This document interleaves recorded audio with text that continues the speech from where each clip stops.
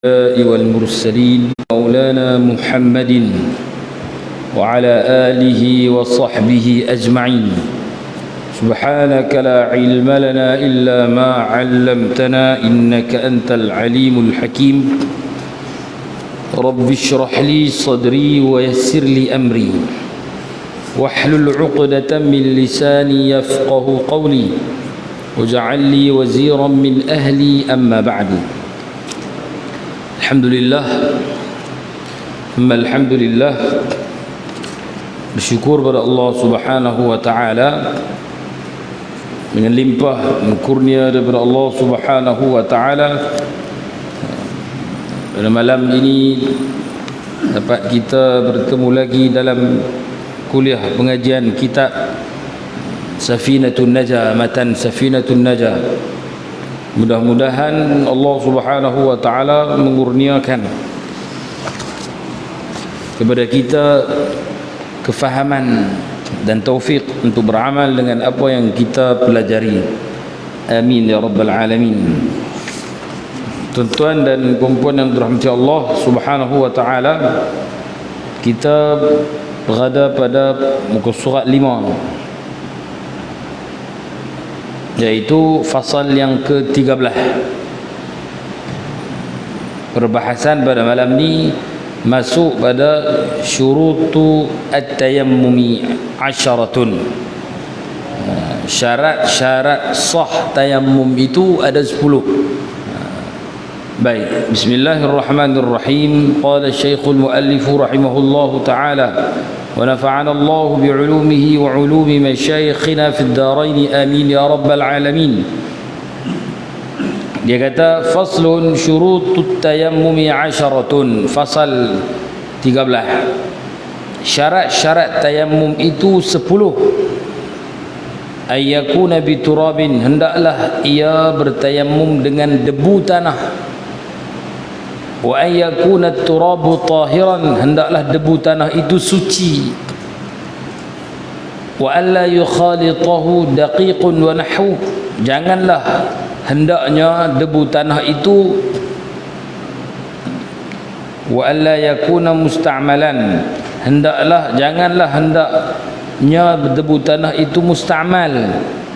Wa alla yukhalitahu daqiqun wa nahwu, janganlah hendaknya debu tanah itu bercampur dengan debu tepung atau seumpamanya. Wa ayyamsaha wajhahu wa yadayhi bi darbatain, hendaklah wa ayyaqsidahu, hendaklah ia menyahajakan tayammum.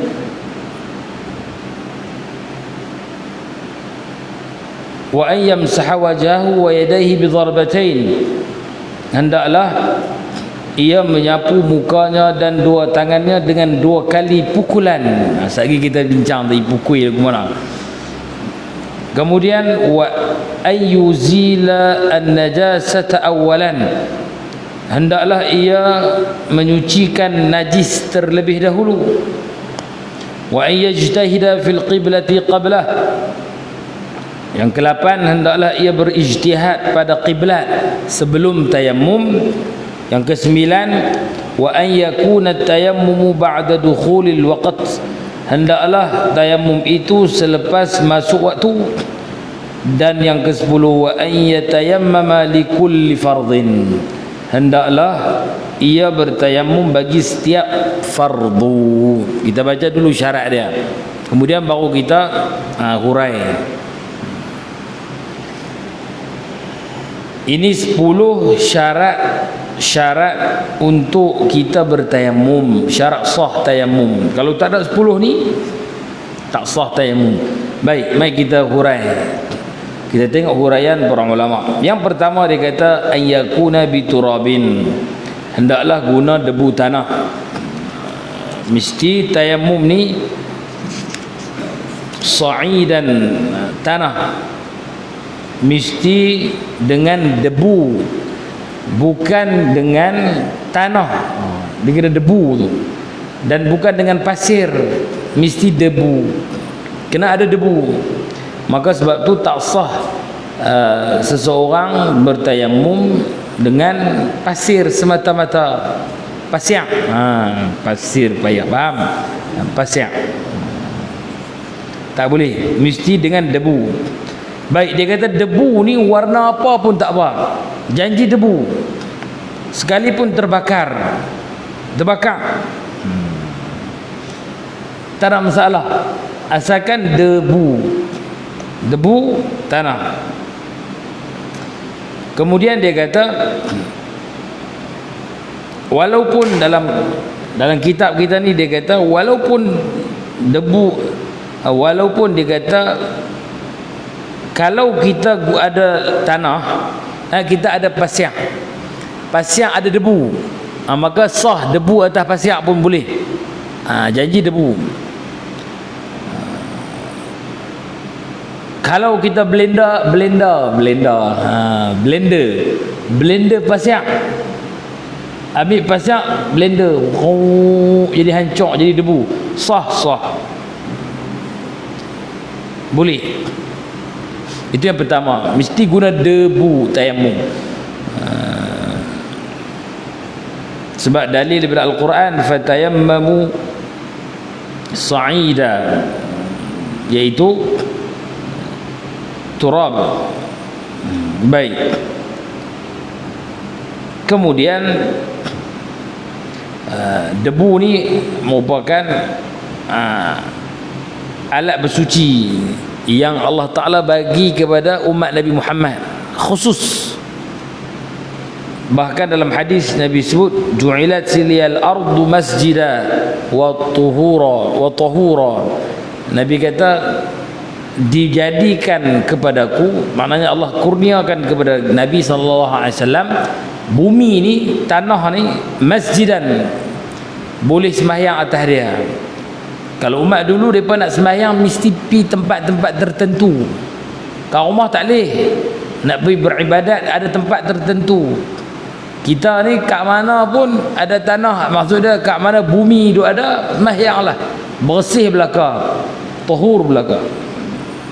Kemudian tahur, bersih. Bumi ni asalnya bersih, kecuali kita nampak kucing berak, orang kencing atas dia. Selagi kita tak tahu ada apa sini, maka dia bersih.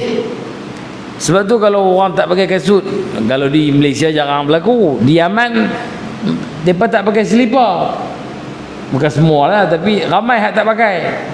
Jadi jalan pergi masjid ni duk pijak debu, masuk terus. Dia ceh sikit je. Jadi kadang-kadang kita nak masuk masjid, nak sembahyang ni, kita tengok masjid ada kapek ni lah. Ni tepak kaki siapa ni, cop elok aja. Biasa, bagi dia biasa. Tak ada tok siap duk jegir depan pintu, tak ada. Kalau kita je nak vacuum 5 minit sekali. Sebab asal dia bersih, suci. Kita yang duk kata kotor tu, guru saya selalu kata, kita ni kalau orang kita kotor ni, dia faham lagu lain tak? Betul tak? Perasan tak? Kalau baju dia kena ni sikit, dia kata baju kotor dah, tak boleh buat sembahyang lah. Padahal kena air kopi je. Air kopi suci lah, suci. Dia tu kotor lah, tak boleh sembahyang, tunggu salin Ustaz. Menyebabkan setengah tu tak sembahyang pada dalam waktu dia pergi tunggu pasal kan. Padahal air kopi suci. Jadi yang kotor tu kita kena faham, kotor ni apa makna kotor ni? Najis tak? Tu najis tak? Bukan kotor kena debu, kena tanah, itu bukan kotor. Itu cara untuk kita faham. Kalau tidak kita duk ingat tak pakai kasut main masjid najis. Melainkan tempat kita ni, cuma di negara kita ni, negeri kita ni kucing banyak kan. Kucing dia tak boleh tengok pasir. Hak tu pantang dia kan. Jadi dia kena nak cakap mai, dia buat jamban dia, maka kita terpijak. Hak tu yang masalah. Di sana kurang, jadi senang. Jadi debu tu asalnya bersih. Itu khususiat kita umat Nabi Muhammad sallallahu alaihi wasallam. Dia panggil keistimewaan kita. Baik, itu yang pertama, syarat mesti guna turab. debu. Yang kedua dia kata wa an yakuna turabu tahiran, hendaklah debu tanah itu suci. Debu tanah tu suci. Apa makna suci? Maknanya debu tanah tu bukan di tempat yang orang kencing kemudian kering. Pertama. Yang kedua, tanah kuburan yang telah digali. Tanah kubur ni bila dah digali, dia dah bercampur dengan najis. Mayat yang hancur dalam tu maka dah bernajis. Bila kita gali, tanah yang bercampur dengan jasad manusia ni mungkin dah kita gali, bila sampai di bawah, bawah tu duduk atas, maka kita tak boleh guna debu yang berada di situ.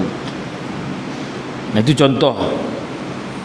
Ataupun ada binatang dan sebagainya, maka tak sah. Sebab tu dikata dalam Al-Quran Allah sebut fatayammamu sa'idan tayyiba. At-tayyiba di sini makna at-tahir, debu tanah yang suci. Itu syarat sah kedua, mesti suci. Jadi kena carilah, kalau nak cari kan orang kata pongsu tempat apa? Pongsu kan, pongsu tu antara tanah yang A tu, bila kita ambil kita tumbuk jadi debu kan. Syarat dia tak ada orang pergi kencing tang tu. Kalau orang pergi kencing tang tu ataupun kucing pergi kencing, tapi dia kata kencing tang tu ada masalah sikit lah. Ada masalah kan orang dulu lah. Kalau sakit buat tau, dia kata tu pergi kencing kat pongsu tu, betul tak? Lupa belakang lah, tak ingat lah. Haji Rahman duduk Kuala Lumpur dulu, mana ada tahu. Jadi pastikan yang tu bersih. Kalau orang duduk kencing kat situ ataupun kucing duduk pancuk 2 dah 3-4 kali dah kat situ, maka tak boleh lah. Melainkan hujan dah mai 5-6 hari beberapa kali, kita pun ni bersih ni, baru lepas hujan dia kering, kita pun katok dia ambil buat debu. Itu tanah tu. Baik. Ada debu boleh. Ya. Boleh. Ya. Boleh. Yang penting tak bercampur dengan najis. Ambil dia bagi jadi debu dulu. Apa tu? Taimum. Baik. Itu yang kedua. Yang ketiga, wa alla yakuna musta'malan. Debu pun ada tajuk ayat musta'mal. Dia kata hendaklah hendaknya debu tanah itu musta'mal. Kalau debu tanah kita musta'mal, maka tak sah kita guna bertayamum. Macam mana musta'mal? Iaitu debu yang jatuh daripada anggota kita setelah kita sapu. Contoh dia, kita tepuk, kita sapu muka, maka debu yang jatuh di muka kita tadi tu, yang tu musta'mal. Macam ayak musta'mal. Itu pertama. Yang kedua, debu yang kita guna untuk basuh najis mughalladhah, itu juga musta'mal. Jelas tak? Najis mughalladhah basuh macam mana? Pertama, 1 kena ayak tanah. Ayak tanah mesti basuh dengan tanah kan? Dia ada beberapa kaifiat nak basuh najis mughalladhah, nanti kita akan baca. Antaranya mereka tabung debu dulu di atas tu, kemudian baru bagi kena ayak, ataupun dia berbancuh ayak, tuang di kawasan tu, maka kering. Bila kering, debu tak boleh, kerana dah jadi musta'mal lah. Itu yang ketiga, syarat dia tak boleh musta'mal. Yang keempat, hendaklah, dia kata wa alla yukhalitahu daqiqun wa nahwuh, dan janganlah, hendaknya debu tanah itu bercampur dengan siapa dia? Dengan debu tepung, dengan tepung atau seumpama tepung.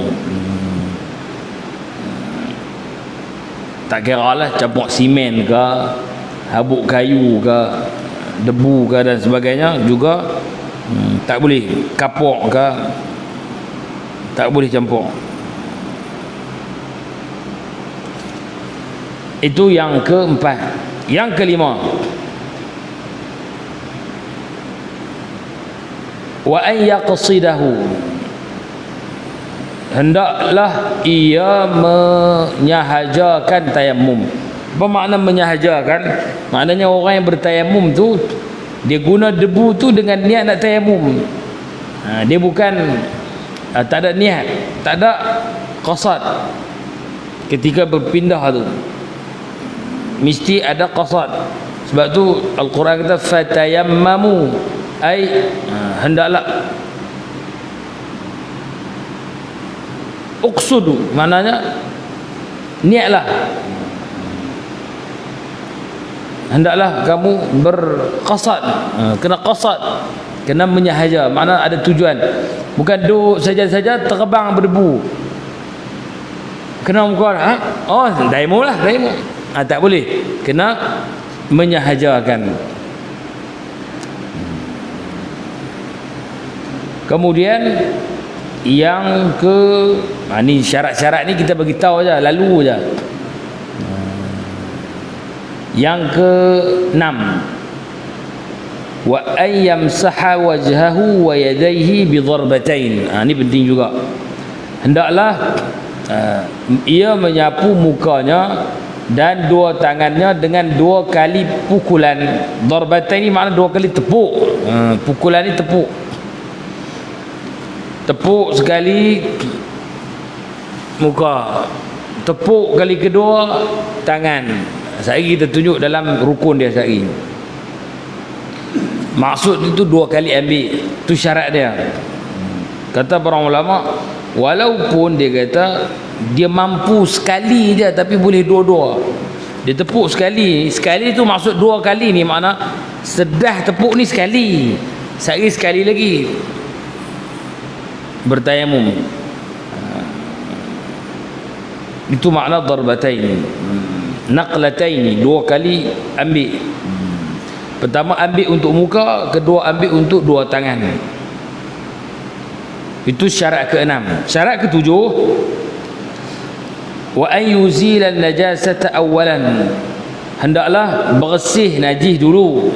Hendaklah ia menyucikan najis terlebih dahulu. Maksudnya kalau dia nak bertayamum, antara syarat sah tayamum ialah seseorang tu tak ada najis yang tak dimaafkan. Seperti apa? Najis yang tak dimaafkan di badan kita, darah banyak,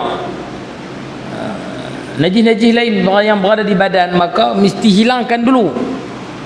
Tak boleh sekali lagi baru hilang, tak. Tak boleh, mesti hilangkan dulu najis. Okey, baik. Dia mesti timbul satu soalan, Ustaz, dah lah tayamum tu pasal tak ada air, nak hilang najis takkan nak tonyuh dengan debu, betul tak? Maka ulama kata Ibnu Hajar, orang ni apa dia kata Ibnu Hajar, mereka ni tayamum dikira tayamum mereka ni solat faqidut tahurain. Kata Ibnu Hajar, tayamum sembahyang kena ulang balik. Kata Imam Ramli, dia ni sembahyang faqidut tahurain, maknanya dia sembahyang tak kena wuduk, tak kena tayamum, tapi kena ganti balik. Apa beza dia? Beza dia, Imam Ramli Ibnu Hajar ni dua ulama mazhab Syafi'i yang mutaakhirin, mazhab Syafi'i yang pendapat mereka dipegang. Pendapat mereka ni kalau kita sebut Ibnu Hajar, Imam Ramli, Ibnu Hajar, Imam Ramli ni makna pendapat mereka yang muktamad kita pegang. Jadi yang dipegang. Kata Imam Ramli, orang ni tak payah tayamum dah kalau najis dari badan. Badan kat mana? Seluruh badan, tak kira. Tang mana pun kalau ada najis, dekat jari ke, jari kaki. Allahu Akbar, nak pijak, nak ambil debu, terpijak tik kucing. Ayak tak ada. Ayak tak ada. Maka dia tak boleh tayamum dah. Sebab untuk syarat sah tayamum mesti tak ada najis. Najis hilang dulu. Sekarang ni bila terpijak tik kucing, najis hilang lah. Tak hilang dah. Maksud hilang ni hulang hukum tu, terangkat hukum najis tu. Najis bila kita terpijak tuan-tuan dan perempuan, bila kita terpijak tik kucing, okey, biasanya kita buat apa dulu? Kalau kita tak ada ayak, kita akan tonyoh dulu kan, jemput lah kita kata, tok ambil tisu lak habis, kosong dah. Najis kita ada lagi tak? Kalau tak ada dah najis, wangi dah kaki kita. Amboi, tisu pun tisu wangi. Nak tanya, di kaki kita ada najis lagi tak? Ha? Ada tak? Ada? Ada tak ada? Ada jawab tak ada? Perempuan ada lagi tak? Payah sangat rumah kita tu, anak cucu balik, bawa balik apa? Tisu tu, tisu baby tu. Wet tisu lah. Tak? Kita pun terpijak tik kucing. Kita pun dengan tonyoh lak pilak mai, pum. Mereli-relap, tak ada lah. Najis lagi kaki kita. Najis lagi. Najis mesti dibasuh dengan air mutlak. Lagi tak kena yang mutlak, walaupun hilang mereli-relap ni, cawan ni tak ada apa, bersih dah, saya lap dah tadi. Tadi tik jejak jatuh contoh, pak. Ustaz mai dah, tak ada basuh dia pun lap. Bagus punya lap. Tik cicak punya bekas tak ada dah. Mereka pun siap fuh. Tak ada dah ni. Kalau tak basuh, selagi tu najis. Jaga. Selagi tu ada najis di sini. Najis hukmi dia bagi. Maka kalau dia terpijak tik kucing ke tik apa ke, nak ambil, nak tayamum ni, ataupun silap tepuk. Nak tepuk debu tayamum, tertepuk, pum, tik kucing. Allahu Akbar. Kata Imam Ramli, ni cerita ayak tak ada lah ni. Orang ni sembahyang faqidut tahurain, tak payah tayamum dah. Sembahyang tu, bila orang sembahyang tanpa wudu, tanpa tayamum, dia kena ulang sembahyang dia. Kemudian dia ada syarat dia. Dia tak boleh jadi imam. Tak ada wudu jadi imam. Pasal apa? Orang yang sembahyang masih kena ulang balik, dia tak sah jadi imam. Tak boleh jadi imam ketika tu. Maka sebab tu dia sembahyang. Tak ada syarat-syarat lain lagi. Maka apa hukum dia? Dia terus sembahyang. Itu kata Imam Ramli. Ibnu Hajar kata tayamum juga, tapi qadha sembahyang. Tapi hukum dua-dua kena qadha. Cuma Ibnu Hajar kata dia boleh tayamum lagi. Itu masalah yang ketujuh. Wa'tamada Ibnu Hajar annahu yatayammamu wa alaihi al-i'adatu indahuma. Dan kedua-dua Imam Rabi kata, Imam Ibnu Hajar kata, dia ni mesti kena ulang sembahyang kalau najis ada. Jelas tak? Faham tak? Kita yang banyak dia pun mengantuk belaka. Tak. Yang ke 8, wa an yajtahida fil qiblati qablah. Hendaklah ia berijtihad pada kiblat sebelum tayamum. Sebelum tayamum mesti cari kiblat dulu. Tahu kiblat dulu. Mana kiblat? Cari dulu. Okey, ada. Maka tayamum. Itu pendapat Ibnu Hajar kata. Mesti tayamum kena tahu kiblat dulu. Yang ke-9, wa an yakuna at-tayammumu ba'da dukhulil waqti. Hendaklah dilakukan tayamum setelah masuk waktu solat. Hendaklah tayamum itu selepas masuk waktu. Mesti tayamum lepas masuk waktu, lepas bang. Kalau orang mai sembahyang Jumaat, dia mai awal, dia nak sembahyang tahiyatul masjid, ayak tak ada, macam mana nak buat? Maka para ulama kata setiap solat ada waktu dia. Tahiyatul masjid waktu dia setelah masuk masjid. Maka dia masuk masjid baru boleh tayamum. Bawa debu. Tapi jangan duk tabung atas kapek, marahlah depa. Buhlah atas kertas, buka, dia duk bayang ni kipas helikopter ni ustaz. Buka debu terbang habis. Jadi kalau musim tak ada air sungguh ni, tak boleh buka kipas. Masuk masjid baru boleh tayamum, baru sah tayamum untuk tahiyatul masjid. Pasal tahiyatul masjid masuk waktu bila masuk masjid. Boleh tak tuan-tuan mayang tahiyatul masjid siap-siap di rumah? Boleh tak? Mayang siap-siap tahiyatul masjid ni kat rumah senang, masuk masjid duduk terus. Tak boleh, mesti tayamum, mesti masuk masjid. Maka masuk waktu dia bila masuk masjid. Maka sembahyang lagu tu kak. Nak sembahyang Jumaat tak masuk lagi, bang sekali lagi baru bakit-bakit tayamum. Tu maknanya masuk waktu dia setiap waktu solat. Baik, kenapa kena tayamum setelah masuk waktu? Kerana dalam kitab kata tayamum ini taharatun darurah, dipanggil taharah, penyucian, suci, bersuci yang bangsa darurat. Dia kata darurat ni tak ada nama darurat melainkan setelah masuk waktu baru kira darurat. Pasal nak guna tayamum tu nak sembahyang. Maka oleh sebab tu syarat mesti masuk waktu dulu. Nak sembahyang jenazah pula macam mana? Masuk waktu sembahyang jenazah bila? Bila masuk waktu sembahyang jenazah? Ni teka-teki ni nak pergi hilang mengantuk ni. Sembahyang jenazah bilakah masuk waktunya?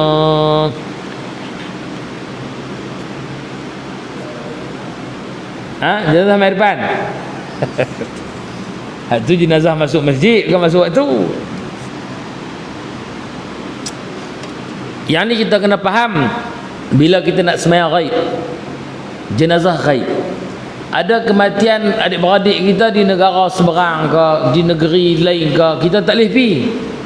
Meninggal tak? Inna lillah. Nak mayang bila? Tak boleh mayang terus kalau tak masuk waktu lagi. Bila masuk waktu? Tuan-tuan, perempuan, pakat cari jawapan kah? Biasa dengar tak? Simpan dah.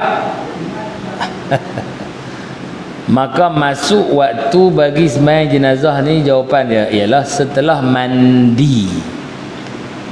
Selesai mandi boleh dah sembahyang. Tak kafan lagi boleh dah, tapi makruh kalau tak kafan lagi kita selesai. Jadi telefon, mandi tak lagi? Dia pun kata tak mandi lagi, jangan buat lagi sembahyang. Masuk waktu setelah mandi. Tapi utama nak elok bagi selesai kafan dulu, baru kita boleh tayamum untuk sembahyang jenazah. Itu kalau nak jenazah duduk depan kita ni sekalipun, mana jenazah hadir duduk depan kita, kita nak tayamum untuk sembahyang kat dia, dia berkata dah mandi siap dah, duk kapan pun siap dah, nak jenazah nak main masjid dah, kita pun baru mula tayamum. Tu masuk waktu dia. Itu masuk waktu. Sama juga sembahyang ghaib lagu tu lah. Bila dah mandi boleh dah, tapi afdal tunggu sampai kafan sembahyang. Boleh sembahyang ghaib.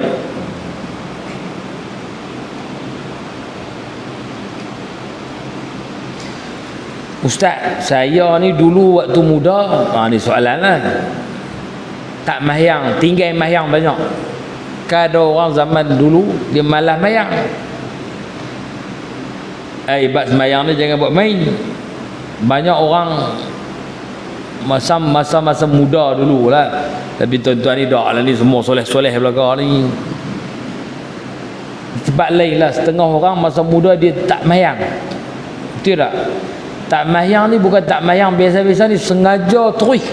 Kalau ikut minggu lepas kan kita belajar tajuk ghairul muhtaram kan, yang tak sembahyang ni terkategori apa? Boleh apa?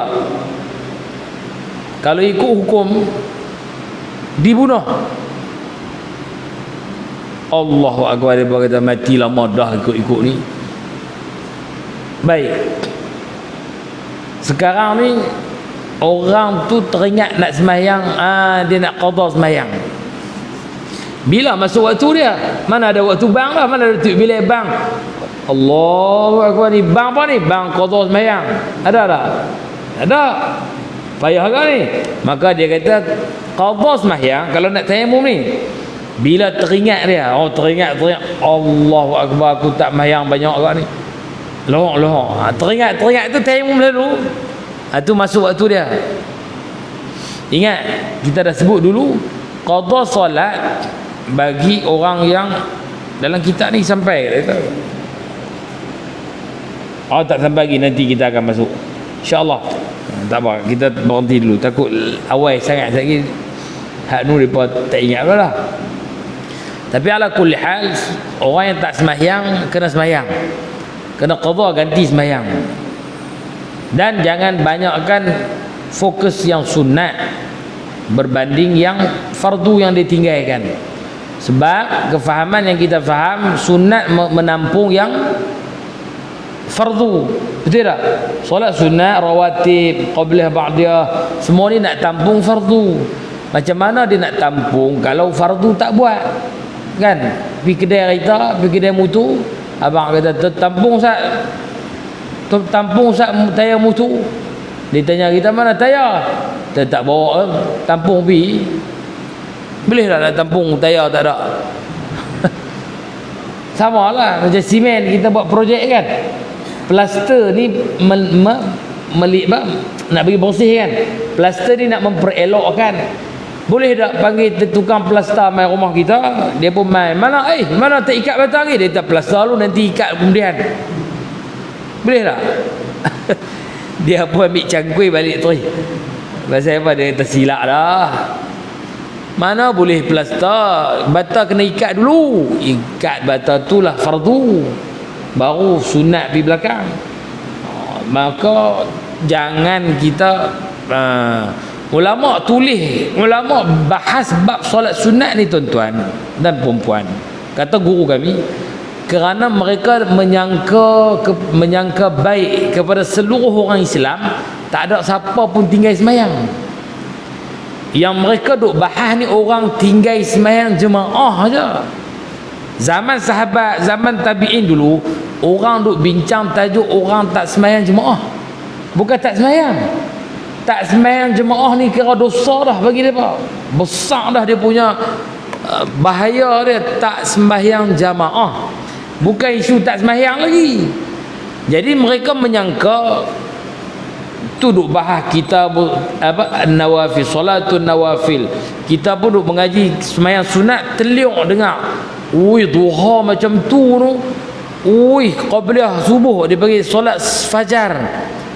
Dunia dan seisinya, Masya Allah, teringin. Subuh dia tak sembahyang dulu, lama dah.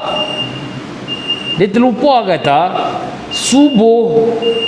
Guru saya kata subuh ni qabliyah subuh, ataupun kita tak panggil qabliyah sebab sembahyang tak ada, ba'diyah kita tak panggil qabliyah, tapi nak panggil pun tak apalah. Sebelum solat sunat subuh ni, pahala dia dunia dan seisinya. Khairun minad dunia, lebih baik daripada dunia dan seisinya, betul tak?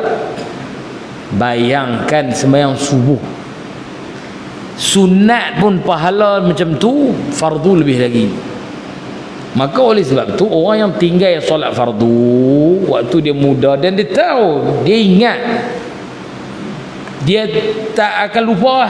Kita kalau buat jahat mana lupa, tambah sembahyang dengan Tuhan ni ingat tapi buat lupa. Orang tanya ada tak tinggal puasa? Padahal dia tahu 100 hari je. 100 hari tu sikit lah. Kan? Jadi dia tahu dia tak buat. Apabila dia tahu dia tak buat, bila jangan duk pulun puasa sunat, jangan duk pulun sembahyang sunat, pulun yang fardu tu. Kerana yang fardu tu menjadi tanggungjawab zimmah dia, menjadi satu tanggungan dia. Esok mati jenuh orang duk tolak berah, pi berah hang tolak berah aku. Pasal apa? Mula motu dia tak buat apa, tak mayang lama. Mana yang? Mazhab Syafi'i tak ada fidyah solat. Ada puasa aja.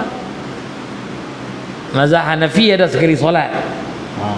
Dia bincang tajuk fidyah ni. Maka oleh sebab tu siapa tinggal solat ganti dulu. Ni nak tarawih nak main ni. Tuan-tuan jangan malu. Sah ikut di belakang tu imam yang sunat. Cuma tajuk makruh tak makruh tu nombor 2. Pasal apa? Ini cerita tak sembahyang terus ni. Orang bang dia jaga dah. Lena balik. Jaga-jaga pukul 8 pergi kerja terus. Jaga-jaga 7.30. Allah lambat dah nak pergi kerja ni, pergi kerja. Pencen umur 50. Kira-kira daripada muda 30 tahun tak sembahyang. Ni soalan yang saya baru dapat ni, bukan cerita lama ni. Jadi berat. Mengaku pula tu. Tuan-tuan jangan duk mengaku kalau nak tanya soalan.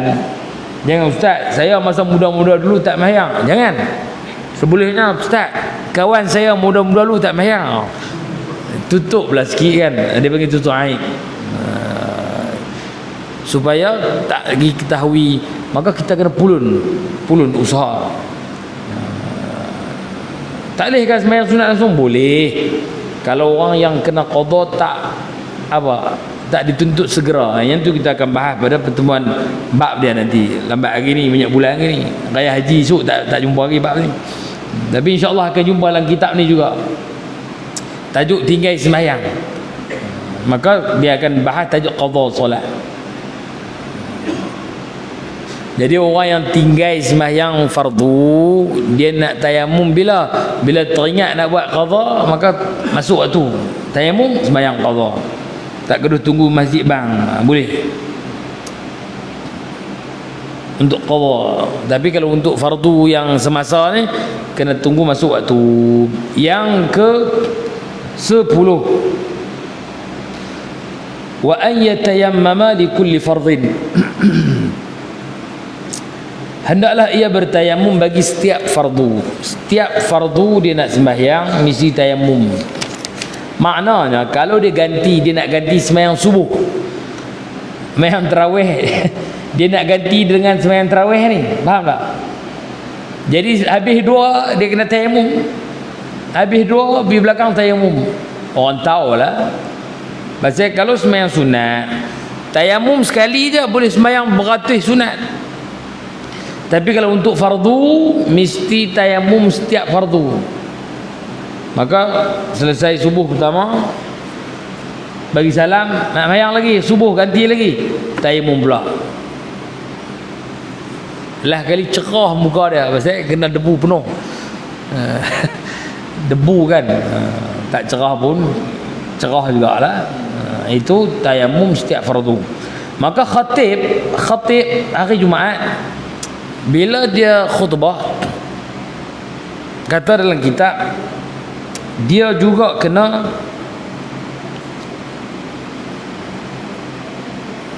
ini pendapat Ibn Hajar dan Imam Syekh Zakaria Ansari. Dia kata khatib lepas turun pada mimbar kena tayamum sekali lagi. Kerana 2 khutbah dia tu menempati salat 2 rakaat. Fardu dah dia buat tu. Itu pendapat Ibn Hajar. Makmum dengar dah, tak apa. Maka tayamum satu fardu. Dan satu tayamum boleh buat satu fardu dan beberapa fardu kifayah dan beberapa tayamum. Contoh dia tayamum sembahyang zuhur. Habis sembahyang zuhur dia berkata ada jenazah mai.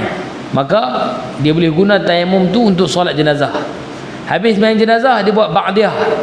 Tak ada masalah. Boleh guna untuk beberapa. Tetapi kalau tayamum satu, dia buat jamak, takdim atau takhir. Habis tayamum mesti habis satu solat mesti tayamum pula. Mesti tayamum pula. Ini tajuk tayamum. Yang ni termasuk dengan orang yang solat berbalut tangan yang kita bahas hari tu. Dia kena tayamum balik. Itu perbahasannya.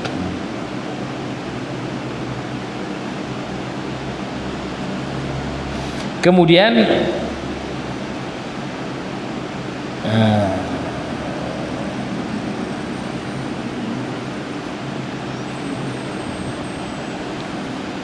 apa dia lagi dalam kitab ni dibahas?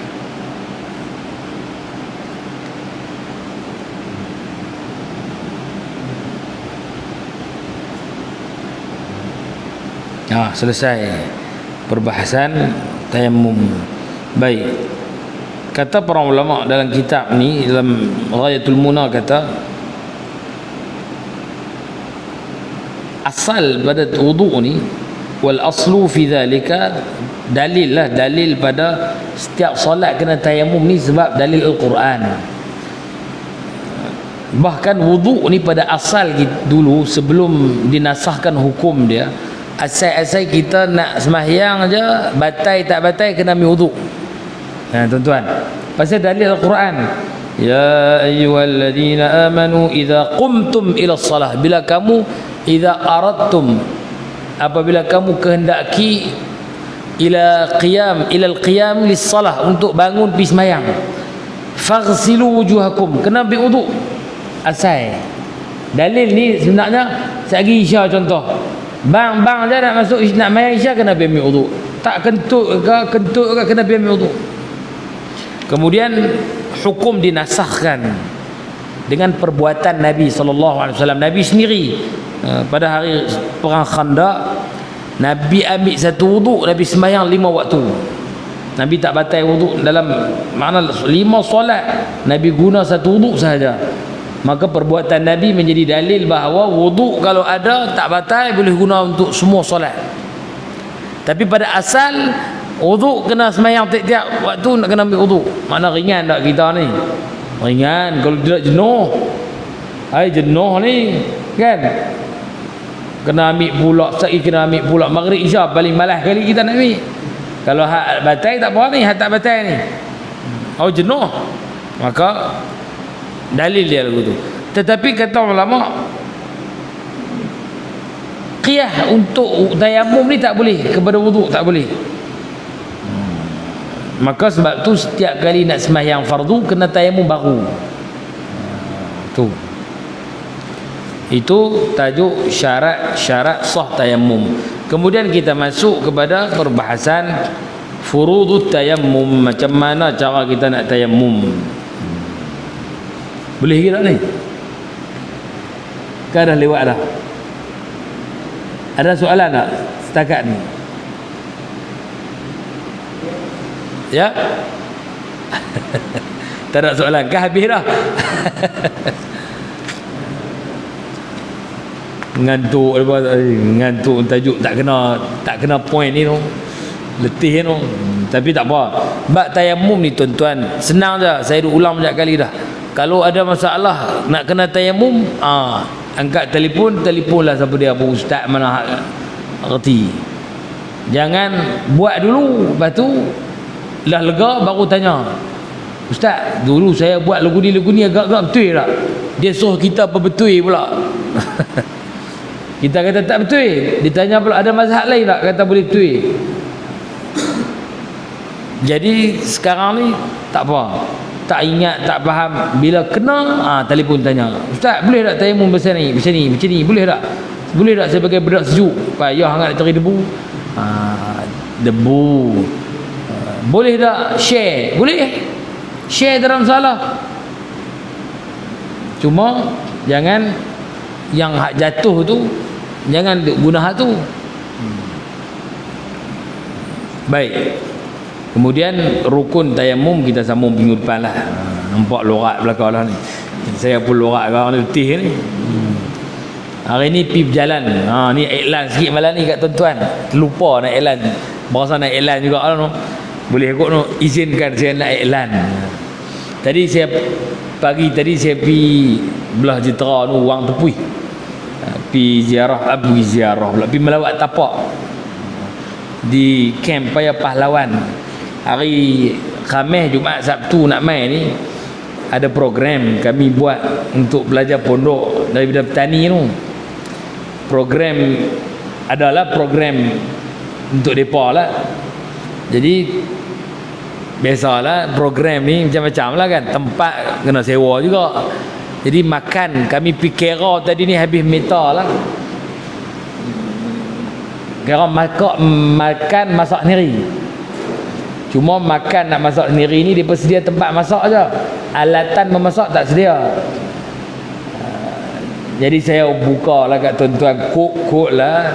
Siapa berasa nak bagi apa ke, beras banyak kat rumah ke, tokai beras ke, gula ke, tepung ke kan, ataupun alatan memasak nak bagi pakai sak ke. Hak ni baru petang tadi, jadi tak ada tempat lagi saya sembang ni kat tuan-tuan lah. Saya ajak, nak ajak kod lah kan, nak bantu program tu, melancarkan program. Depa program 3 hari, hari Khamis, Jumaat, Sabtu. Program ni kerjasama dengan satu pusat pendidikan juga di Kedah ni. Cuma mereka sedia tenaga pengajar saja. Lain daripada tu, pondok kena sedia sendiri apa yang patut. Jadi pondok tempat yang saya bawa main ni, mereka ni kebanyakan pelajar susah. Susah tak susah ni, saya dah pergi dah ziarah rumah mereka, rumah pelajar-pelajar yang susah ni. Susah ni, rumah ni nak reban dah. Yang nak reban tu pun sewa rumah orang.